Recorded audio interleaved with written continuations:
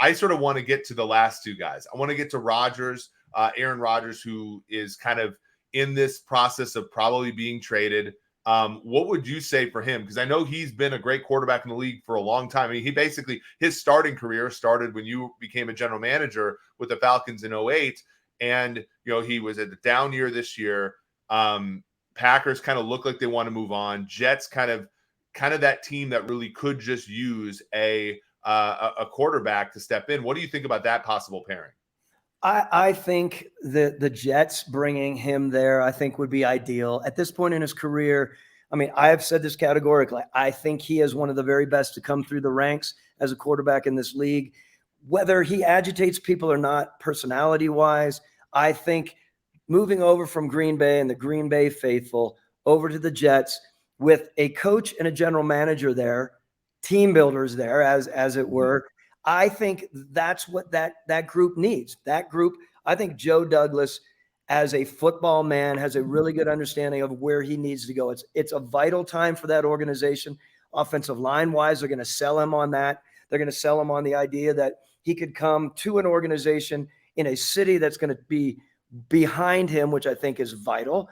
And, he can be himself there. I think it is a really good opportunity for him to thrive there and make that push to be a Super Bowl champion again. Yeah, I'm not a huge, I think Aaron Rodgers has done a lot to kind of make his reputation a little bit different.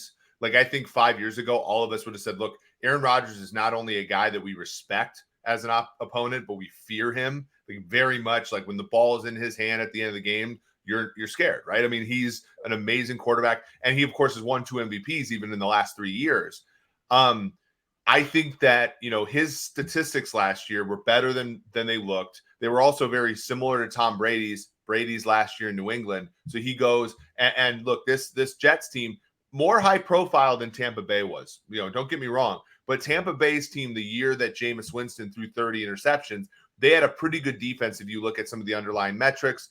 Shaq Barrett had 19 and a half sacks. They had Pierre Paul. They had linebackers in White and Levante David. They had 4 day 2 picks in the secondary. They were ready for a winner. And Brady went in there, won a Super Bowl in year 1. This Jets team, very talented, right? You're looking at, the CJ Mosley type linebacker. You're looking at Sauce Gardner. You're looking at, Quinnen Williams, one of the best interior defensive linemen in the game. And to your point, Elijah Vera Tucker, an interior lineman who's quite good. Garrett Wilson's the offensive rookie of the year. You have Breece Hall, coming back from injury at running back, and a couple tight ends that I think are fairly solid. So you bring him in there, and I think, look, when they were going after Derek Carr, my thought process was, look, Derek Carr could have won you the 2022 AFC East, but he can't.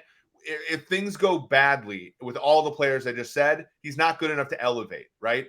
You put Rodgers on that team, and if things go a little poorly, Rodgers can elevate your team. And so that's why I like shooting for the moon with a quarterback like that on a team like the Jets.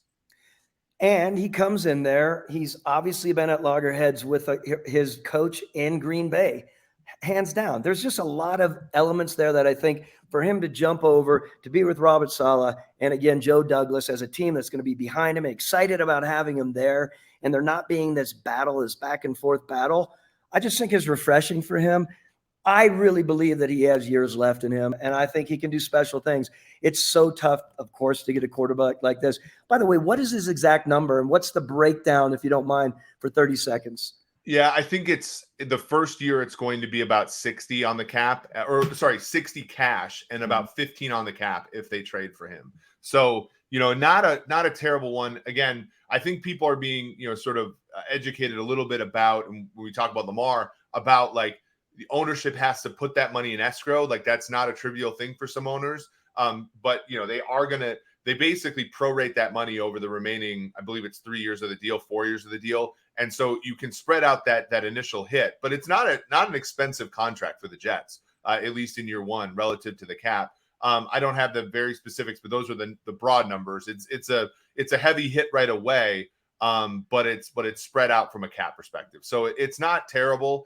And it's one of those, again, if you're the Jets and you wait, so I'm a big time draft quarterbacks guy, but at some point you've already missed on Darnold. You missed on Geno Smith, even back in the day. Geno Smith, Darnold, And then Wilson, it's like, if you take another swing at QB, some of your great players are going to become older and you just miss your window totally. And you look at Douglas, you look at Salah, it's like you don't get infinite chances in this league, right? It's the whole the market can stay irrational longer than I can stay solvent sort of thing, right? Like at some point you got to buy some certainty. And I think Aaron Rodgers with, the chip on his shoulder, no one's really better in the NFL with a chip on his shoulder than Rodgers, other than maybe a couple guys.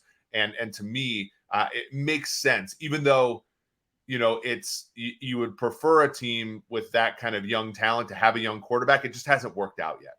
You hit the nail on the head. To have some certainty, and some people out there would argue otherwise. But look, that idea, we could talk about this as well, to move up to Chicago, for the Colts, right? To move up, let's just say, there's no certainty there. They have their own situation, as you're mentioning, with veteran talent that has not necessarily worked out for Chris. We've talked about it a number of times, but there's no certainty at the number 1 overall pick.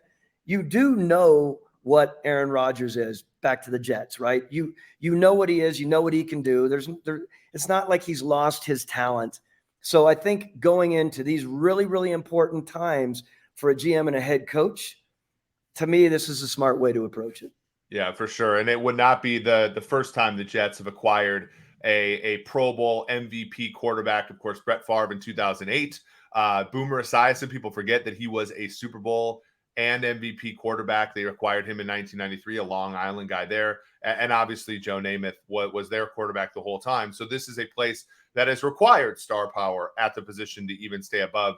And obviously, if you look at cultural icons, they also acquired Tim Tebow in 2012 after Peyton Manning usurped him on the Broncos.